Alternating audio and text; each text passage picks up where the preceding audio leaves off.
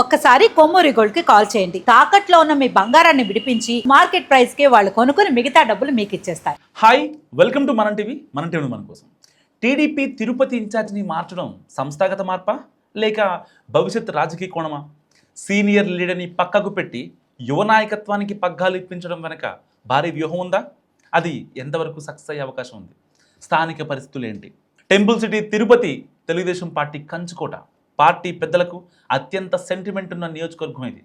So గత ఎన్నికల్లో పొత్తులో భాగంగా జనసేనకు కేటాయించడం, ఆ పార్టీ తరపున అరణి శ్రీనివాసులు 60,000కు పైగా భారీ మెజార్టీతో గెలవడం అప్పటి పరిణామాలు. అయితే మొదట్లో కాస్త సైలెంట్గా ఉన్న ఇటీవల లోకల్ వైసీపీ కూడా దూకుడు పెంచింది. మాజీ ఎమ్మెల్యే భూమన కరుణాకర్ రెడ్డి, ఆయన కొడుకు అభినయ్ రెడ్డి స్థానికంగా ఏ చిన్న ఇష్యూ దొరికినా వదలకుండా అధికార పక్షాన్ని ఇరుకుని పెట్టే ప్రయత్నం చేస్తున్నారు. ముఖ్యంగా తిరుమల సెంటిమెంట్తో ముడిపడ్డ అంశాలను లేవనెత్తడం ఇబ్బందికరంగా మారుతుందని అంటున్నారు. గోశాల వివాదం నుంచి మొదలుపెట్టి మొన్నటి భూముల దందా వరకు ఏదో ఒక సమస్యతో తిరుపతి నియోజకవర్గం రాష్ట్ర వ్యాప్తంగా పొలిటికల్ అటెన్షన్లోకి వస్తుంది. కానీ ప్రతిపక్షం దూకుడు తగ్గట్టు స్థానిక టీడీపీ నాయకులు గట్టి కౌంటర్స్ లేకపోతున్నారన్న అభిప్రాయం పార్టీ పెద్దల్లో ఉందట. సో అందుకే గేమ్ ప్లాన్ మార్చారు. సో నియోజకవర్గ పార్టీ ఇన్ఛార్జిగా సుగుణమ్మను తప్పించి బేబీ శ్రీనివాస్కు బాధ్యతలు అప్పగించడం ఇందులో ఒక భాగమేనని కూడా చెప్పుకుంటున్నాయి టీడీపీ వర్గాలు.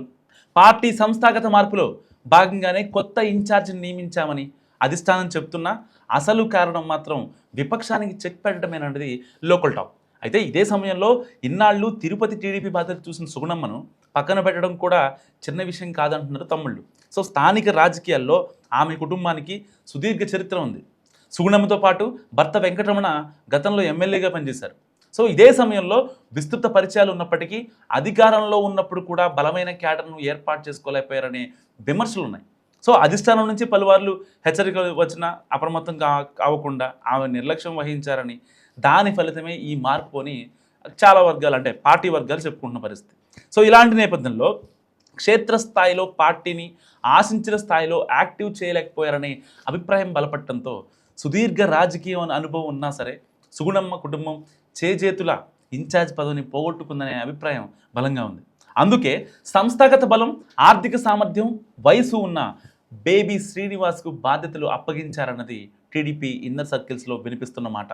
ఫైనాన్స్, రియల్ ఎస్టేట్ వ్యాపారాలతో పాటు బలమైన అనుచర వర్గం ఉండడం బేబీ కలిసి వచ్చిన అంశం అని అంటున్నారు. పైగా జిల్లా ఇన్ఛార్జి మంత్రి సత్యప్రసాద్ కూడా సానుకూలత వ్యక్తం చేయడంతో అధిష్టానం ఆయనపై మొగ్గు చూపింది. ఇంతవరకు బాగానే ఉన్నా బేబీకి అసలు సినిమా ముందుందనే మాటలు సైతం వినిపిస్తున్నాయి. ఒకవైపు బలంగా ఉన్న విపక్ష నాయకులు, మరోవైపు టీడీపీలో ఉన్న పాత కొత్త వర్గాల మధ్య సమన్వయం ఆయన కత్తి మీద సామాన్యం అంటున్నారు. సో బేబీ శ్రీనివాస్ నియామకంపై తీవ్ర అసంతృప్తి వ్యక్తం చేస్తూ ఇప్పటికే పార్టీ అధ్యక్షుడు చంద్రబాబుని కలిశారు సుగుణమ్మ, ఇంకా దేవనారాయణ రెడ్డి, డాక్టర్ కోడూరు బాలసుబ్రహ్మణ్యం లాంటి సీనియర్స్ అందరూ వెళ్ళి చంద్రబాబు నాయుడుని కలిశారు. దీంతో అలాంటి వాళ్ళందరినీ కలుపుకొని పోవడం అంత తేలికైన విషయం కాదన్న విశ్లేషణలు కనిపిస్తున్నాయి. సో మరీ ముఖ్యంగా విపక్షానికి గట్టిగా చెక్ పెట్టాలన్న ఉద్దేశంతోనే పార్టీ పెద్దలు ఆయన్ని రంగంలోకి దించారు కాబట్టి అదే అసలైన సవాల్ అన్నది స్థానిక విశ్లేషణ.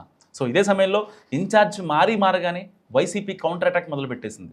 ఒక రౌడీకి టీడీపీ ఇన్ఛార్జ్ పదవి ఇచ్చారని, అలాంటి వాళ్ళను మేము పట్టించుకోవాల్సిన అవసరం లేదంటూ సోషల్ మీడియాలో యుద్ధం మొదలుపెట్టింది వైసీపీ. అందుకు బేబీ అనుచరులు కూడా గట్టిగా రిప్లై ఇస్తున్నారు.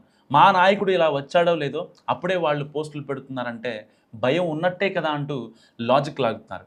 సో ఈ పరిస్థితుల్లో రాబోయే రోజుల్లో తిరుపతి రాజకీయం రసవత్తరంగా మారే అవకాశం ఉందని అంటున్నారు రాజకీయ పరిశీలకులు. మరి మీరేమనుకుంటున్నారు? మస్ట్ కామెంట్ చేయండి.